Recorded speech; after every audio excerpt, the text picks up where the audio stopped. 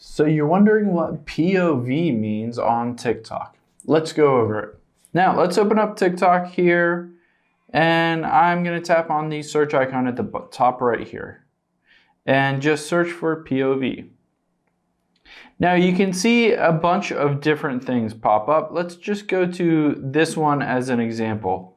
So on here it says POV childhood drama. So she drops and spills a cup, and then she goes into a point of view, POV, as if she were a child. So what POV means is, of course, point of view, but in the relation that it's used on TikTok, it's usually giving you a glimpse into how somebody else views the world. So POV of this woman as she was a child spilling milk and cereal.